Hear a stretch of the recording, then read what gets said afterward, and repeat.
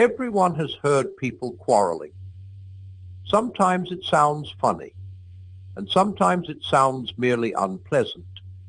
But however it sounds, I believe we can learn something very important from listening to the kind of things they say. They say things like this: "How'd you like it if anyone did the same to you?" "That's my seat. I was there first." "Leave him alone. He isn't doing you any harm." "Why should you shove in first?" "Give me a bit of your orange. I gave you a bit of mine." "Come on, you promised." People say things like that every day. Educated people as well as uneducated, and children as well as grown-ups.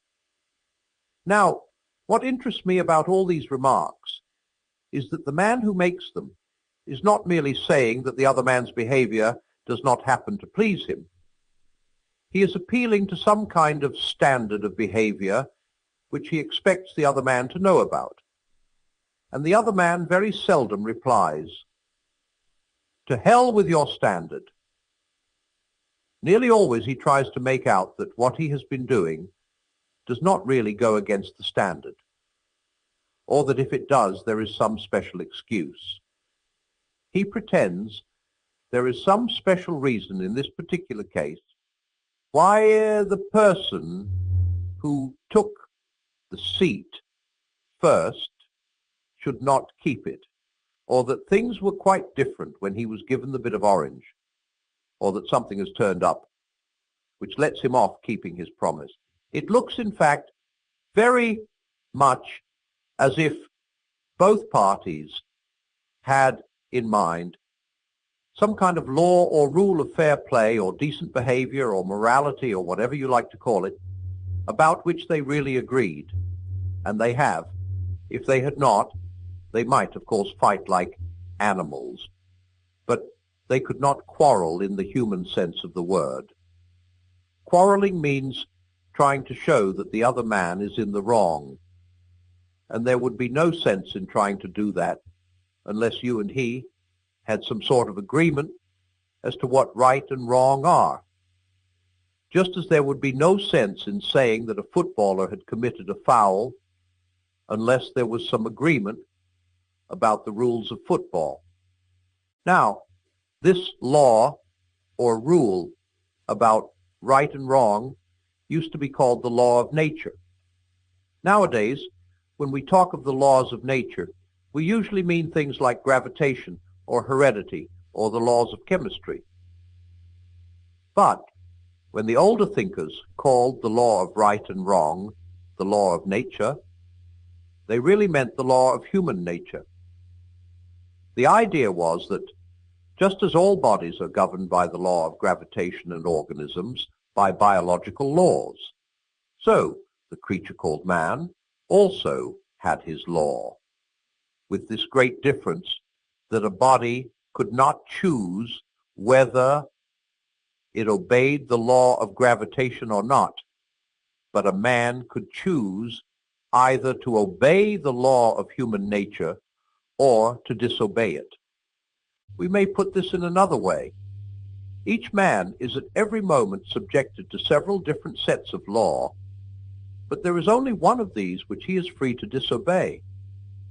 As a body, he is subjected to gravitation and cannot disobey it.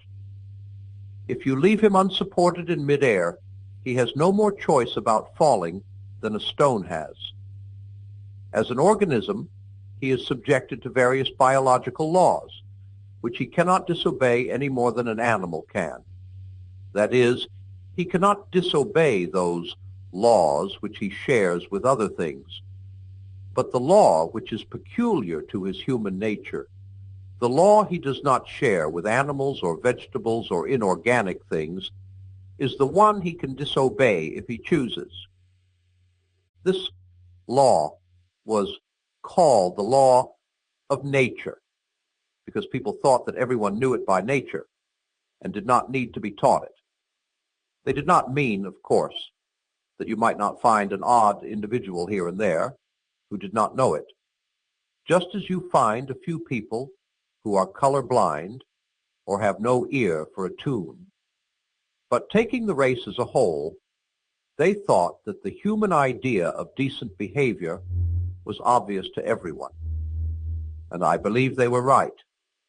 If they were not, then all the things we said about the war were nonsense. What was the sense in saying the enemy were in the wrong unless right is a real thing which the Nazis at bottom knew as well as we did and ought to have practiced? If they had had no notion of what we mean by right, then, though we might still have had to fight them, we could no more have blamed them for that than for the color of their hair. I know that some people say the idea of a law of nature or decent behavior known to all men is unsound because different civilizations in different ages have had quite different moralities. But this is not true. There have been differences between their moralities, but these have never amounted to anything like a total difference. If anyone will take the trouble to compare the moral teaching of, say, the ancient Egyptians, Babylonians, Hindus, Chinese, Greeks, and Romans, what will really strike him will be how very like they are to each other and to our own.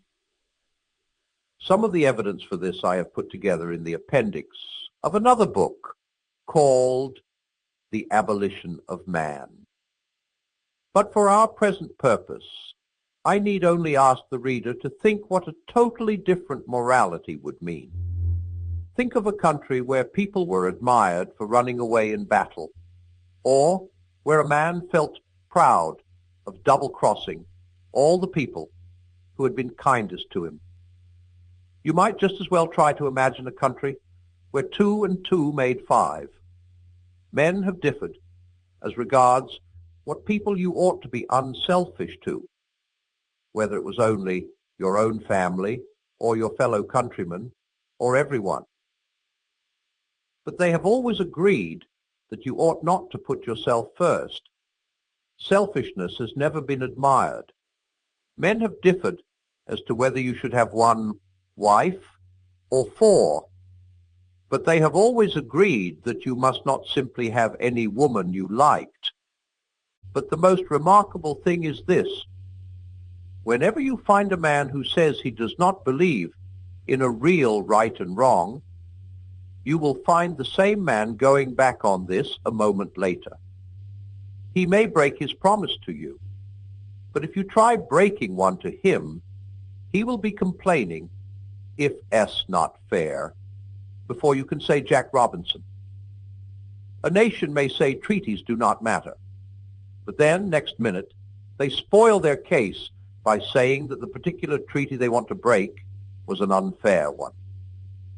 But if treaties do not matter, and if there is no such thing as right and wrong, in other words, if there is no law of nature, what is the difference between a fair treaty and an unfair one?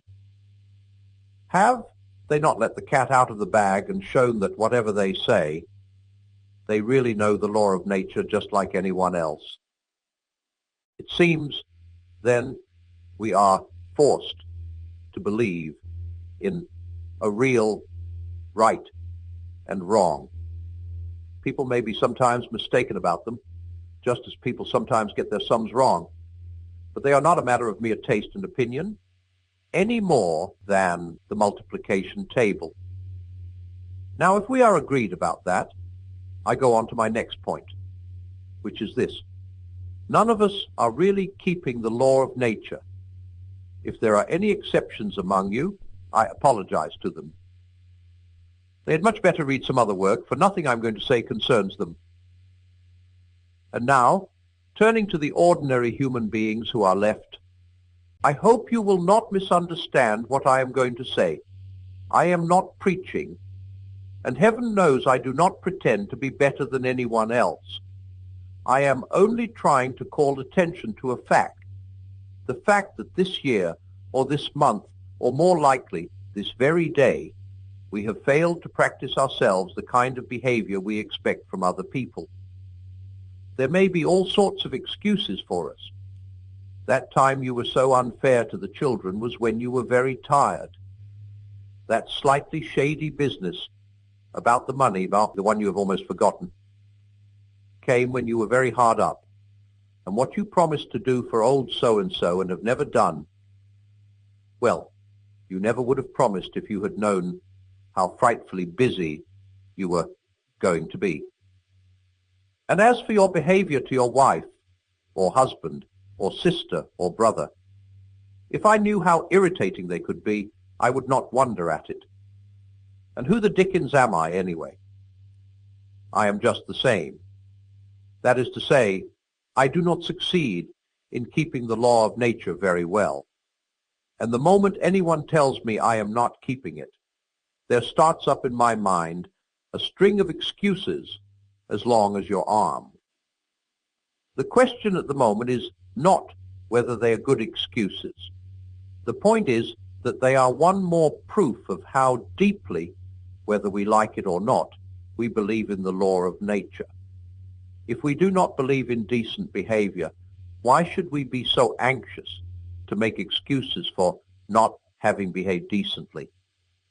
The truth is, we believe in decency so much, we feel the rule or law pressing on us so, that we cannot bear to face the fact that we are breaking it, and consequently we try to shift the responsibility. For you notice that it is only for our bad behavior that we find all these explanations. It is only our bad temper that we put down to being tired or worried or hungry. We put our good temper down to ourselves. These, then, are the 2 points I wanted to make. First, that human beings all over the earth have this curious idea that they ought to behave in a certain way and cannot really get rid of it. Secondly, that they do not, in fact, behave in that way. They know the law of nature. They break it. These 2 facts are the foundation of all clear thinking about ourselves and the universe we live in.